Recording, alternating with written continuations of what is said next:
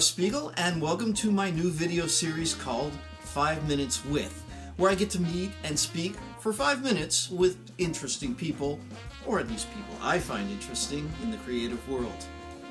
Don't forget to like and subscribe and check out my other videos on this channel, and I do have a Patreon page if you'd like to help support these endeavors. Today, I have a very special guest, a world-traveled musician, composer, arranger, raconteur, and man about town. A man known by some as the world's tallest harmonica player, or at least a very big man with a very little instrument. Hendrik, how are you? Hello.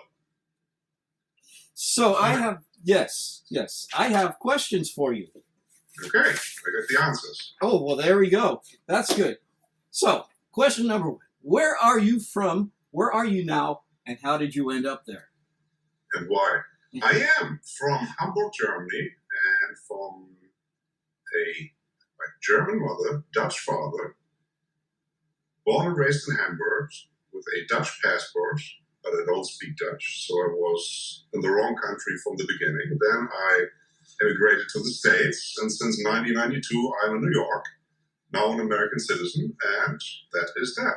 Cool. How did you end up choosing your particular instrument? Yeah, well, there's only two words, Toots Tielemans. I heard him once back in the day, and that was it. That was it. Damage was done irreversibly, and then I investigated by myself, because obviously there is no, especially back then, there was no way to study jazz harmonica, obviously. So I did it the old way, getting an LP record back in the day. And one LP led to another LP to another LP, and then you look at the picture on the LP, how does he hold the harmonica? Oh, the button's on the right side, that helps.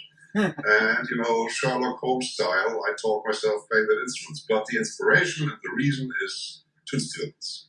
Awesome. What other instruments do you play?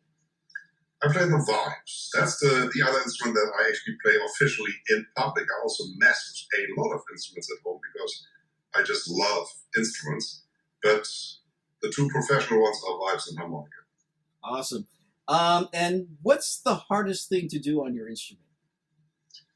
Well, the harmonica is very hard to make it swing because there is a particular thing with the instrument.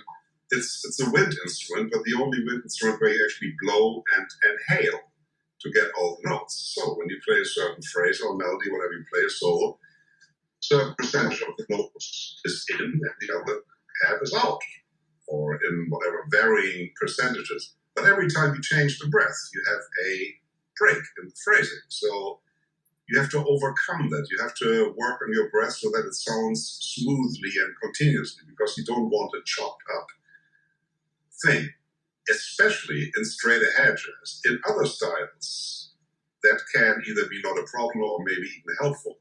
But if you do jazz phrasing, swing phrasing, think of Stan Getz or Sonny Stitt or Dexter Galt, that kind of stuff, that is very hard to do. It's not impossible to do, but it's very hard to do. And that's the challenge, to make that instrument actually into a swinging jazz instrument. Right. So you don't only blow, you also suck. Here we go. Beautiful. When you compose, do you do it on any particular instrument? Exclusively on the piano. I go to the piano, I fumble around, have an idea leads to another, but I do all this on the piano. I'm not Mozart. I don't hear a complete song in my head and just go to the desk and write it down. I have to figure it out. I have to look for the right chords, and all this happens at the piano. Mm-hmm. And what role, if any, does formal education play in your art? That is a very good question.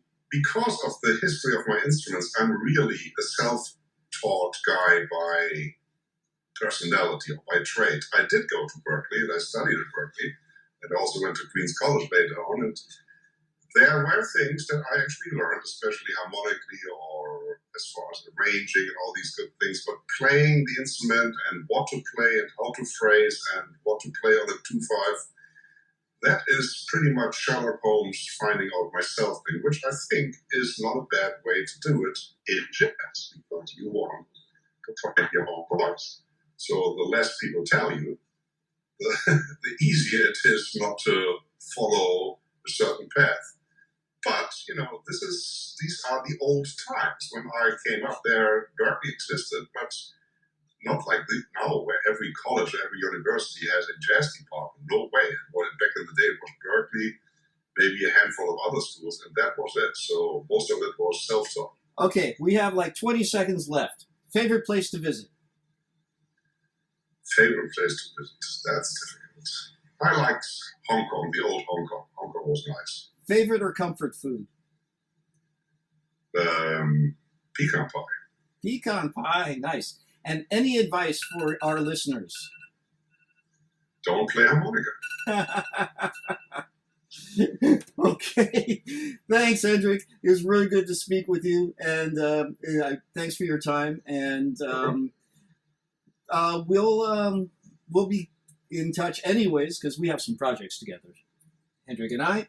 You might have seen something on the video. Anyway, Hendrik, take care, my friend. All right. Thanks, and we'll be in touch. Thank you. Bye-bye. Bye-bye. So that's it for our first edition of 5 Minutes With.